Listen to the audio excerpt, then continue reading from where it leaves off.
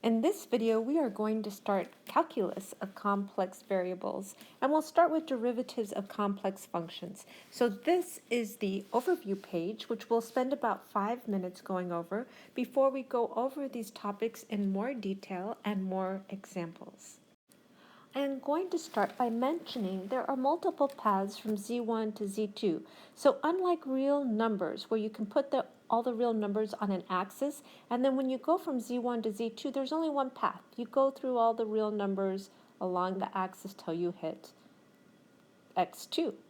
However, since complex numbers take an entire plane, to go from z1 to z2, you can see there are many paths. I drew 3 of them. One, blue, is the straight and shortest path from z1 to z2, but you could also take this green path, kind of a semicircle, or this yellow path, kind of a squiggly line. So you can see there are infinitely many paths. And this is going to complicate the definition of derivatives a little bit. And for integrals, this multiple path dilemma will necessitate path integrals. The other thing I'm going to start this video with is a reassurance. When a function is analytic and you can define a derivative, the way you take derivatives, it's the same that you learned in first year calculus for real numbers. So in other words, if your function is z squared, then think of like if z were a real number, the derivative of z squared would be 2z. And that's exactly what it will be for z being complex. Now you will note that I said if the function is analytic and you can define a derivative, then it's just like the real numbers. So the problem is, when can you take the derivative? And that's what the rest of this video is about, is exactly when you can take the derivative. We are going to look at the definition of a derivative of a complex function, which is totally analogous to the definition of real function derivatives. But the problem is now our delta z, our change in z, can be made with any combination of delta x and delta y. In other words, to get from z1 to z2, there's a change, z1 to z2, but there are many paths. So it is not always the case that the derivative, as defined by the equation above over here, will have the same values for different choices of paths. From this definition, we can derive one necessary condition for derivatives to be unique and defined, and that is the Cauchy-Riemann conditions for analytic functions. And that is, functions that have a unique derivative in a finite region are said to be analytic. And the entire theory of complex integration is based on analytics, the analytic properties of complex functions. So the Cauchy-Riemann conditions, they are necessary conditions to have an analytic function, but I'm going to say they're not sufficient, but they're necessary conditions.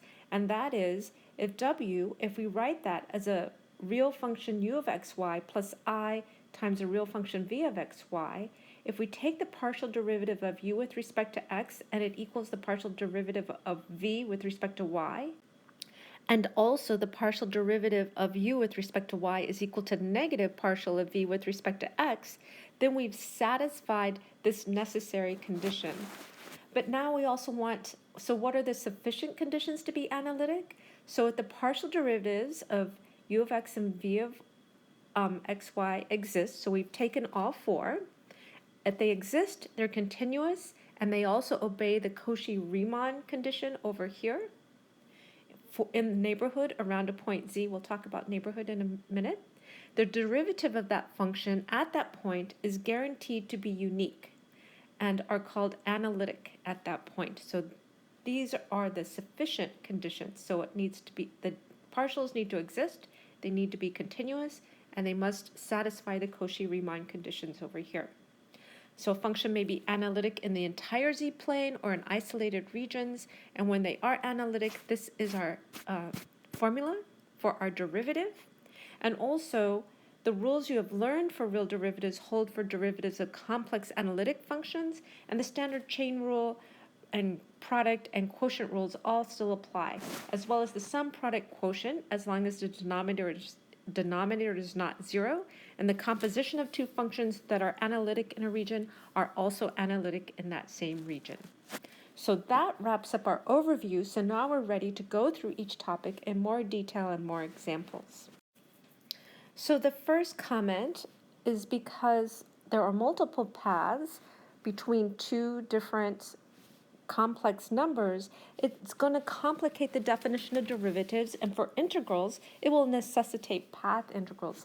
But let's focus on derivatives now. When we talk about a change in x, so when we go from x1 to x2, there's only one path, one way to do that. We go from x1, travel along the real axis to x2. There's nothing about going along the real axis and then maybe going back to pick up this real number and then continuing and maybe jumping over here. There's only one path. It's the straight path from x1 to x2. Because complex numbers are on a plane, when you have z1 and z2, there are multiple paths now. Like it could be the shortest path here, or it could be this semicircular path, or any random path you want to draw. And if you think about this in terms of, let's say, integrals, you can't just assume that you're going to take the shortest path. As I said, let's assume we're integrating over this function. So let's come back to the real numbers, and you have this function that's defined between x1 and x2, and it looks like this curve here.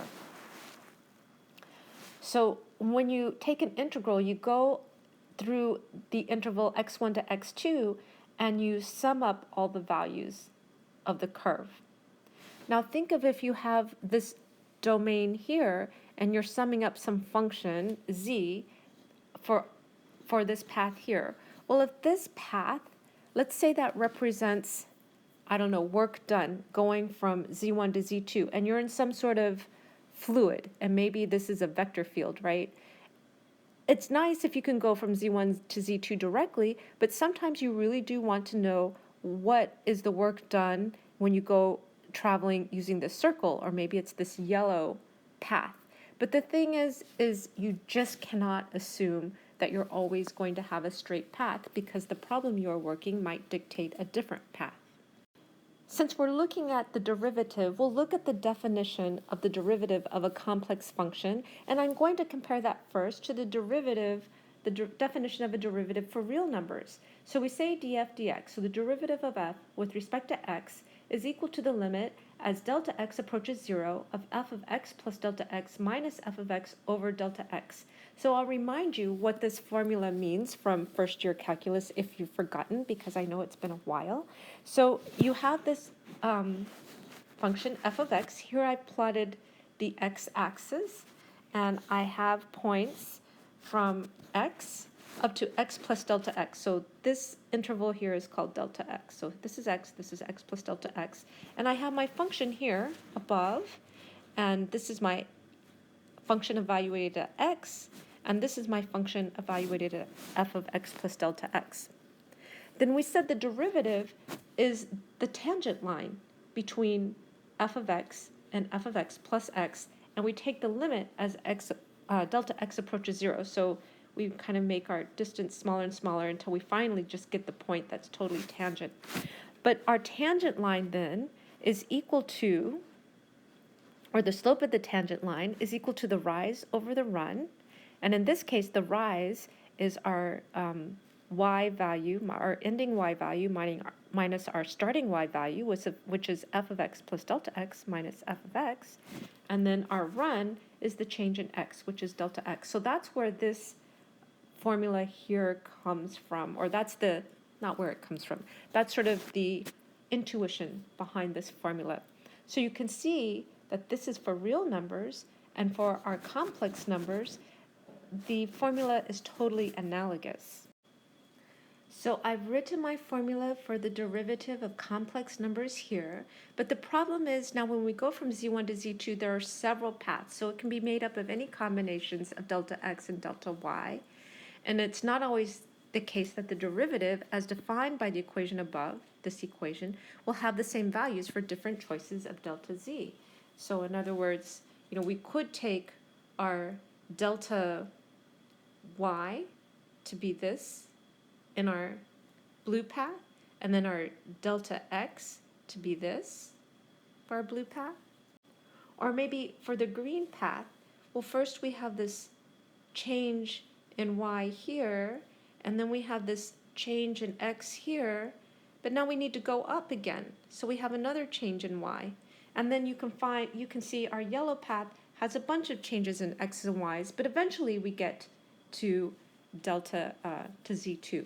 But again, the derivative will may or may not have the same values for different choices of paths.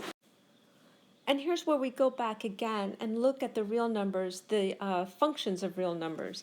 And do you remember in first year calculus when we were looking to see when there would be an existence of a derivative, and one of the requirements is that the limit of our function at x naught as we approach x naught from the left has to equal the limit of f of x naught as we approach from the right. So in other words, if we're asking does the function have a derivative, for example, at x equals 0? So here I have the x-axis, I have x equals 0.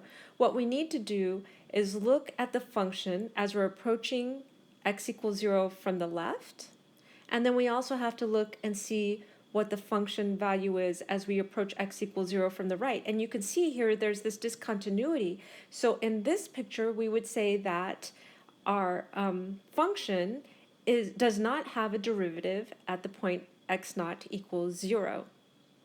And again, what we did to determine that is we took this small open interval. My parentheses says there's an open interval, not including the endpoints, where we looked around our x naught, in this case it's 0, so that we would study this interval and what f of x did in this interval to determine if we could define a derivative. And before we go to answering then this question, if there's a derivative for a complex function, I'm just going to look at this idea of an interval of the real numbers and compare that to what we would have for complex functions. So for complex functions, we have the z-plane, which is the domain, and the w-plane, which is the range. So for the complex function, if we want to know if this point at the origin has a derivative, we're going to need to look at the value of the function as we approach from all different directions. So from any direction, right? Over here in the real numbers, you can only approach x equals 0 either from the left or from the right. But in the complex plane, because since it's an entire plane, you can approach from all these directions. So instead of an open interval, what we're going to have is this open disk where we look at the values of the function over here in this open disk and determine if, when we approach from any direction in this open disk, if the value of the function is equal from all these different directions. And now we're ready to talk about when are complex functions analytic. And functions that are analytic are the functions that have a unique derivative. In other words, the derivative is equal from all directions that you approach a point in a finite region, and that they're said to be analytic in that region. And when does this happen? Well, one of the conditions that must be met to be analytic are the Cauchy-Riemann conditions for analytic functions. So I've moved that definition over here, analytic functions and the Cauchy-Riemann conditions for analytic functions. So the Cauchy-Riemann are necessary. They're not sufficient, but they're necessary conditions for analytic functions. And that is if we write our function w of z, and z is equal to x plus iy, if we rewrite this in terms of a real valued function plus a real valued function times I, as we did in our previous video, then the Cauchy-Riemann conditions are that the partial derivative of u over here with respect to x must equal the partial derivative of v over here with respect to y. And partial of u with respect to y must equal to negative partial of v with respect to x. And again, the Cauchy-Riemann conditions, they're necessary, they're not sufficient, but we can go on and add two more conditions that together with the Cauchy-Riemann condition will be sufficient to guarantee an analytic function. So the partial derivatives of u and v, which we've calculated over here for the Cauchy-Riemann conditions, so if these partial derivatives exist and they are continuous and they obey the Cauchy-Riemann conditions in the neighborhood around a point z, the derivative of the function at that point is guaranteed to be unique and are called analytic at the point z. So a couple of words. The first one is neighborhood. So neighborhood is exactly this little open disk, and open because it doesn't include the boundary. And remember, the neighborhood is the two-dimensional analog of the interval on a real number line. So we're looking at all the points. And this open disk, this neighborhood, can get infinitely small, just like this neighborhood could get smaller and smaller as we hone in on our x naught. As we hone in on the origin, this open disk becomes smaller and smaller, but we need a neighborhood such that as we approach our x naught from all directions in the neighborhood, that they're all going to be equal. So we have the partial derivatives exist, they're continuous, the Cauchy-Riemann conditions exist, and then the derivative of the function at that point is guaranteed to be unique. Again, they all approach the same value, and it's called analytic. Now, once we know that the derivative exists, there's this formula here that we can use to take the derivative of w with respect to z. So the derivative of w with respect to z is equal to partial derivative of u with respect to x plus I times partial of v with respect to x. And by the way, this formula here will give you the exact same result if you took the derivative of w of z as if z were a real number. In other words, the rules you learn to take derivatives for real numbers apply to complex numbers as well. So because the derivative with respect to x of x squared is equal to 2x, now the derivative with respect to z of z squared will also be 2z, and that will act also equal to this formula. So these formulas will be equivalent. This formula will be the same that you would get as if z were a real number. I do want to say I have given you these Cauchy-Riemann necessary conditions for analytic functions without proof or explanation of why they work or why they prove that you have a unique derivative and therefore an analytic function. But I will mention to you that your book does derive these formulas from the formula, the definition of the derivative. Okay, so now I think we're ready to do some examples of the Cauchy-Riemann conditions as well as derivatives. So for example, if we want to determine if the function w is equal to z squared is analytic, the first thing we will do is see if it satisfies the Cauchy-Riemann conditions. We need to write this z in terms of x of I, y, so that we can get our functions u of xy plus I v of xy. And here I have, then w is equal to z squared, so I write my z squared of x plus iy, and since it's squared, I multiply x times iy, and I get x squared, I get 2xiy, or I2xy, and then here I have y squared, and my I times I gives me a -1. And so I can group this together. This is actually the same example from our last video. So I can group my terms that do not have an I together, and I'll get x squared minus y squared, and then I group my terms that have an I.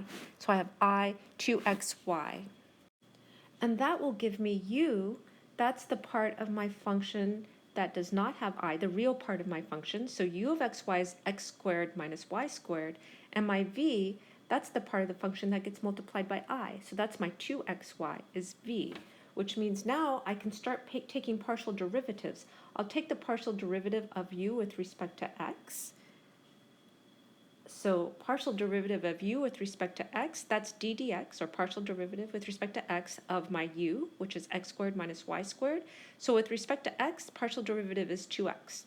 Next, I'm going to take, because I want this Cauchy-Riemann, dv with respect to y. So d dy, and my v is 2xy, so partial derivative with respect to y is going to leave me 2x. And you can see this first condition here is satisfied, that partial of u with respect to x is equal to partial of v with respect to y. So that's good so far.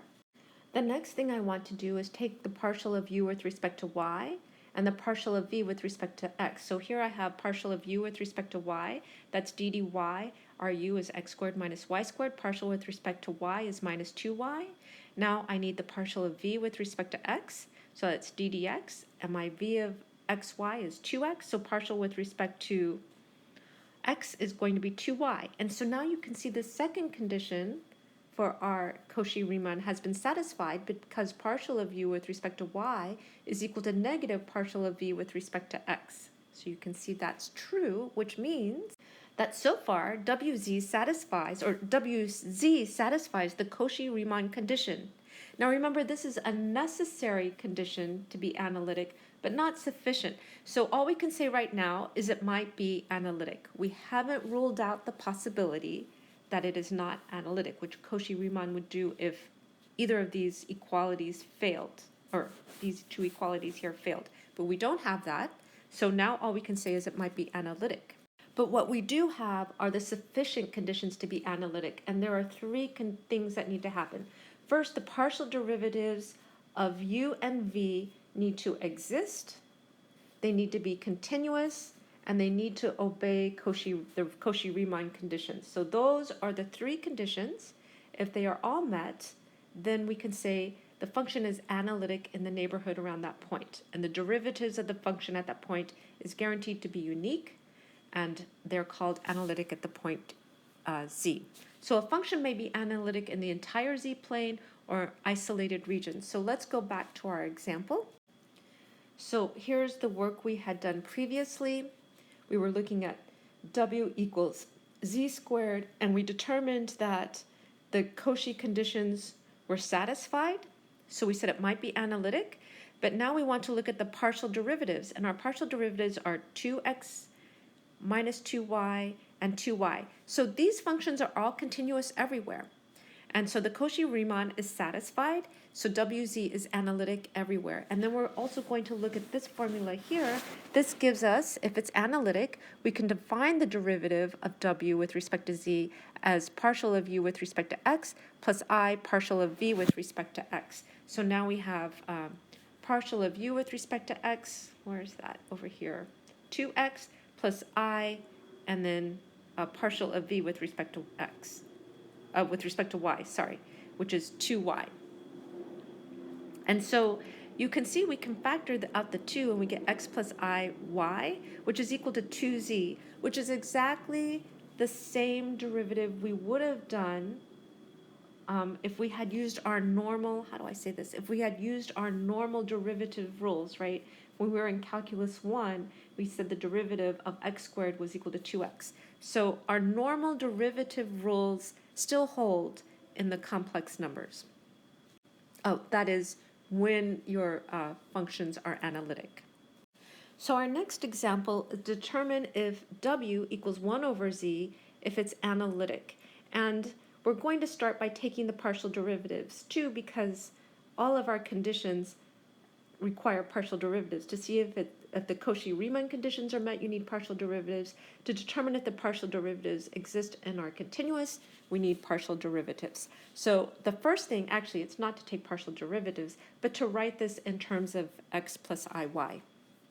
And so here I have w of z equals 1 over z, which is 1 over x plus iy. I'm going to, so I can separate this out, I'm going to get rid of the I in the denominator by multiplying by its complex conjugate in the numerator and the denominator, and I get x minus iy over x squared plus y squared. So now I can separate this out into two fractions. I have my x over x squared plus y squared minus y over x squared plus y squared. So my v portion is minus y over x squared plus y squared.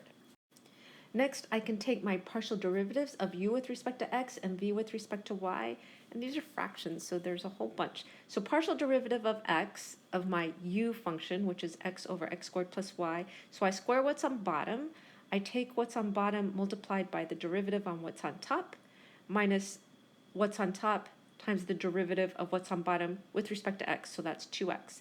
So my final derivative is minus x squared plus y squared over x squared plus y squared squared.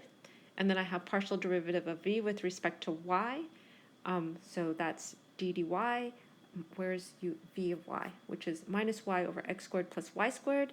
That's the bottom squared times what's on bottom times the derivative of what's on top with respect to y. So that's minus 1 plus what's on top times the derivative, minus what's on top, that gives us a positive y, times the derivative of what's on bottom, which with respect to y, which is 2y. So that is going to be equal to minus x squared plus y squared over x squared plus y squared squared. So you can see that these two are equal. So this part here is satisfied. Too many words to describe what's going on, so here you can verify that du dy is equal to negative dv dx. And I'll give you a moment, and also I'm going to tell you how I remember how to take derivatives of fractions, which by now you probably know, but in case you forgot, I will give you a way to remember. And so the idea is that, let's say you're taking the derivative of this with respect to x. So the top is called high because it's high. The bottom is called ho because that's the way it's called, because it rhymes with low, and it's low. So there's this thing that you remember, which is ho-d high minus high-d ho all over ho-ho. So what that means, I said ho-d high. So here's our ho, this is high. So taking the partial derivative with respect to x of u of xy. So it's ho, which is x squared plus y squared, d high. D means derivative. Derivative of x, which is 1, minus high d ho. So minus, that's high, that's the x. D ho, derivative of what's on bottom is 2x. All over ho ho. Ho means ho, and then you have another ho, so it's squared. So that's it, if you need help remembering. I find it quite memorable, although, like, I'm always embarrassed when I'm saying ho-d high minus high-d ho over ho-ho when I'm trying to do my math. It's very hard to get credibility with that, but it works.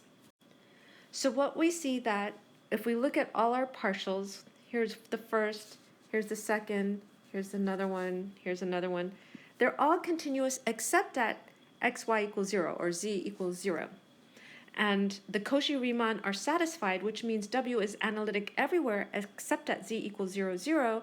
And then we can use our formula over here to figure out our derivative of w with respect to x. That's du dx, which is over here, plus I times dv dx, which is over here. And if you do the arithmetic, you'll see that should equal to, if you take the derivative of 1 over z as if z were a real number, which is minus 1 over z squared. Finally, we have our last example. Determine if w is equal to z times z, and this is an asterisk star, is analytic. So remember, the z star is the complex conjugate. So w is equal to z times z star, x plus iy, x minus iy, which is x squared plus y squared. So u of xy is equal to x squared plus y squared, v of xy, well, there's no imaginary part, so it's equal to 0. So du dx is equal to 2x, dv dy is equal to 0. So this does not satisfy the Riemann, Cauchy-Riemann conditions, except at z equals 0, when x is equal to 0. But we have to say that w is equal to z star is not analytic everywhere because a single point is not analytic. And this, I'm going to come back over here where we talked about a neighborhood, and which is why we can't have a single point being a neighborhood. To review what we have covered in this video, we started by talking about there are multiple paths from z1 to z2 in the complex plane, and we have this picture here. And this is unlike when we look at the real axis for real numbers. To get from one real number to another, there's only one path. I mean, I guess you could think of going forward versus backwards, but when we're talking about going from x1 to x2, there's one way to go. The same way that is different from the complex numbers. When you go from z1 to z2, you want to start at z1 and z2, there are infinite number of ways to get there. You can just travel however you want in the plane until eventually you arrive at z2. And so the thing is when we look at the definition of the derivative of a complex function, which is totally analogous to the definition of derivative of real functions, and it's equal to the limit as delta z approaches 0 of wz plus delta z minus wz over delta z. This delta z can be made up of any combination of delta x and delta y because you can get there from different paths. And it's not always the case that the derivative, as defined by the equation above over here, will have the same values for different choices of delta z. And then when they do have different choices, we say the function is not analytic and we cannot define the derivative. So for analytic functions always satisfy what we call the Cauchy-Riemann conditions. And here are the Cauchy-Riemann conditions. If you write your function as a real function plus I times another real function, then the partial derivative of u with respect to x must equal partial derivative of v with respect to y, and partial of u with respect to y must equal to negative partial of v with respect to x. So functions that have a unique derivative in a finite region are said to be analytic in that region, and the entire theory of complex integration is based on analytic properties of complex functions.